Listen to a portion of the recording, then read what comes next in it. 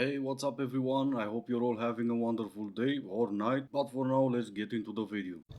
I'm going to try to say this without screaming, okay? We are the first generation that get to live like this. As a woman, we are the first generation of women that are not oppressed by men. And look at what they're doing to that. Just think about it, ladies. We are the first generation of women that do not need men for our bank accounts. We are allowed to vote, okay? We are allowed to have jobs. Like, think about that. Look at education. Look at the rate of which women are graduating. There are more women graduating college that have a higher level of education than men. And guess what's happening? They are terrified. They are terrified. They're like, rein it back, rein it back. We can't give these women that much power. We have had 55 years of basic human rights as women. And what are women trying to do with that? What are women deciding to do? Because now our brains are starting to I don't, but I'm sure your brain is evolving under all that pressure and overusing it while sitting in a car posting a video in which you're 99% wrong. We are the first You're not the first generation of anything. I've seen quite a few of Gen X or women who are doing the same thing, sitting in their car bragging about how their bloodline is gonna end with them. And considering all their achievements, that right there seemed to be their proudest moment. I was sitting there talking to one of my best friends the other day, and I was like, we should get married. She's like, my best friend. We should get married, but she got a man. Why? Ew. We need to get married. Like, having a wife sounds elite. Like, having a wife in this day and era sounds elite.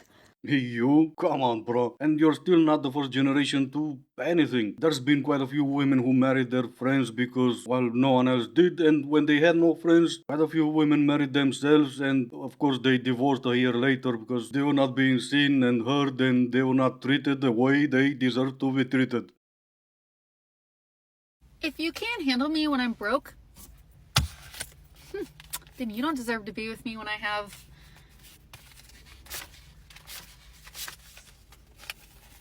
$27.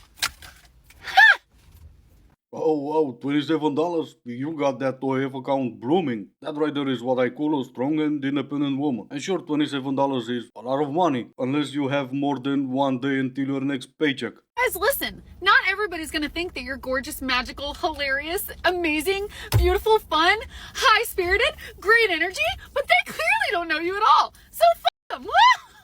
Oh yeah, F them. Absolutely. I fully agree. F them even harder if they don't like. That will teach them. Welcome to my 2025 dating series where I'm dating for fun, hopefully to find love, and kind of for the plot too. Whilst I get ready, let me tell you the details of the day. Absolutely not. Let's just get you ready for the date. It's like 35 degrees outside and I am a sweater, so this is going to be very interesting. Okay, makeup is done. I think I'm going to put on lipstick, but I'm going to get dressed first. I'm having an outfit crisis and I don't have time to ask people what to do. So I'm definitely wearing this top, but I did a video with the pants and everyone said that, but I forgot that I have this skirt. What do we think? I don't know. Well, I do. That top should not be anywhere near you. Now let's get that date done and over with. We had a little smooch at the end and we were texting, like he texted me to make sure I got home safe, and then we were texting quite a bit that night. He mentioned making more plans twice, and then it's now Thursday. That was Sunday. I haven't heard from him since. So I think that one is done, but that's all right. Of course it is. You're dating for fun and for the plot. He, on the other hand, well, maybe he never heard of this plot. The guy I went on a Hinge date with followed one of my friends, and she sent a screenshot of him following and asking if he was following her. So I texted him to then say, like, why are you following my hot friends? Like, why are you doing that? He doesn't tell me why. He just sends back a picture of him on a boat and says, come join. And if that doesn't describe men, then I don't know what does. Exactly, because every man has a boat. It is known. If you live in the middle of the woods, no, you still have a boat, because all men are the same. Or, nah, we'll go with that. All men are the same. On the other hand, if it happens again, she's gonna drop her hotter friend. Why do men think that this is okay to say this to a girl friend? Women must probably do it as well, but I've had 3 girls tell me this week. Oh, babe, I trust you. I just don't trust other men just before they're going out on a night out. I've had it said to me when I've been in a relationship. Get out, you insecure little... Because you're basically saying that you don't trust me. Because if you're on a night out and there's a single guy in a bar and he comes over to you and tries chatting you up, he's a single guy. He doesn't know that you're in a relationship. He should trust you enough to tell him that you're in a relationship. So you're basically saying that you don't trust me in so many words. Because it's not on that guy. Okay, if he carries on trying to pull you, but he's a single guy. He doesn't owe you anything, or myself should trust me enough to tell him to back off. It's a compliment to you. Do you not think? Because if you trusted me enough, you wouldn't give a damn. But you don't trust me. Fine, I don't. If I'm only telling you that when you're going out to a bar and not when you're going out to buy groceries, then there's something in your behavior that kind of explains why I don't really trust you. There you go. I hope that makes you feel better. And that's not really the problem. The only problem I see is, why would I be in a relationship with someone I don't trust? And the answer is, I wouldn't. One of the funniest and most ironic things about the incel looks maxing sphere online is that the male beauty standard that they hold themselves to so militantly and to such a degree of neurotic detail, that male beauty standard is so far removed, it does not at all reflect what women in actual real world society on average are attracted to at all. And this is so interesting and funny to me that I actually designed, conducted, and wrote a full-on digital research project my senior year of college on this for my sociology degree. I will make a full YouTube video really in-depth discussing my paper. But anyways, these boys have neurotically picked apart hegemonic beauty standards to the degree that they have actually created a completely new male beauty standard that applies only to their counterculture community and actually does not translate into real-world attractiveness at all. And one of my favorite examples is Jordan Barrett. He's a model from Australia that they herald as like the peak male form. Like he hits all the marks, all the dimensions for what a looks-maxing incel would consider as like the ideal-looking man. Yeah, that's on me and I apologize. I should have stopped listening after she said digital research for her sociology degree. Well, in fact, to be honest, I should have stopped listening after she said look maxing. That Australian male model she was talking about has 4 million followers on Instagram. How many of them do you think are men? So I turned 40 this year, and I'm just wondering if there are any girls out there who went through this phase where they really wanted to meet somebody, get married, have kids, and then it didn't happen. And then they realized that they actually really enjoyed being single, but then met somebody. Because I have been single for a very long time, and I went through this really hard time, traumatic time for me from probably 27, 28 until I would say maybe 34, where I really wanted to meet somebody. I really struggled with it. It was a common topic, discussion on my side, with my girlfriends. And I really got past that. And now I'm in a place where I'm so comfortable and happy 90% of the time that I'm nervous that I don't want to meet anybody now. And I can't even believe I'm saying that.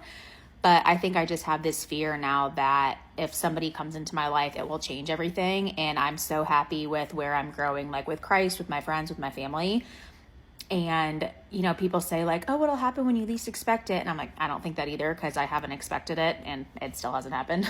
So, but I don't know. I'm just wondering, is anybody else out there fear that they're almost too comfortable being single and are just so fine without it? Yeah, a lot of people are saying that, and a lot of people are only saying it for TikTok. If you're really living it and not just saying it, then it's not 90% of the time, it's 100% of the time. I don't have the fear of finding or not finding someone or changing my entire life if I do, because I know I'm not going to. That's where the 100% being sure comes from. I was talking to a surprisingly self-aware man the other day, and he was saying that he's realized that all he has to do is show the tiniest amount of decency to a woman and they'll fall in love with him. All he has to do is be a little bit respectful and they're head over heels. And that's so real, and that's so real. And that made me just like rethink everything. All those times I'd go up to my friends and be like, oh, he was so nice. We had an interesting conversation. He wasn't a stupid idiot. He texted me the next day. Guys, can we get a crib? I'm referring to myself when I say that, by the way, because also like the men are aware that they don't have to do anything, and the women will be impressed because their standards are so low. Because 9 out of 10 guys will treat you like shit. So if one person treats you like okay, then they're impressive. It's not okay. It's not okay, and we need to do better. Keep the standards up, ladies. Sure, but what exactly are those standards? Maybe just stop blaming the F-boys for your own actions, cause their struggle is real. Some of them who weren't really bad boys started acting like bad boys cause that's who you wanted. Now you want the nice guy, and there was one telling you that he pretends to be the nice guy cause that's what you want. It's not easy for them. Sometimes it comes with changing your car or your entire wardrobe. Maybe just stop changing your mind on a daily basis. It's not easy for them, it's quite expensive. Another reason to not get married. Is just another reason, and you should listen to some older women with nose rings and piercings because they have the wisdom of 4 years of gender studies. Funny enough, attractive younger women don't feel the same. If I continue living my life the way I live my life right now, there is no way I'm ever going to be able to get married or have kids, because first of all, I don't leave the damn house unless I'm going to Harris Teeter or Target or Pilates. You know who's not at those places at the same time that I'm at those places? Men that are providers, men that are literally eligible suitors. With the variables in the equation right now, none of that is adding up to possible husband. What do I do, you guys? Like, I refuse to go on dating apps. I'm way too paranoid for that. I think it's unsafe. I think if you're a man on a dating app, you're already a cheater. I hate you. I can't meet someone through mutual friends. I have like my 2 close friends. They're international. At this point, do I just need to ask my parents to start matchmaking? Like, I want to get married in the next 5 to 10 years. With that being said, like, how are we gonna make it happen, babe? How are we gonna make it happen? Even if I were to be engaged or have a man, like, you need to go to work every single day. Like, I don't want you in my space all the time. You also need to have your own bathroom. I just have a lot of requirements, and I just don't know if the requirements add up to a real person. What do I do? Oh, God knows. And no, I'm not saying she was an advertisement to get married, because she kind of wasn't. What I was trying to show is that younger, attractive women still want to get married. Oh, but you as a man, you're still not convinced why you should get married? Well, you already know you should never count on me to give you that reason. What's the craziest thing you've done? Like the foursome on the beach. Oh shoot, okay. Like, Were you a part of that? No, I was not. Okay. Was that here or Cali? That was here actually in spring break. Oh, okay. Yeah.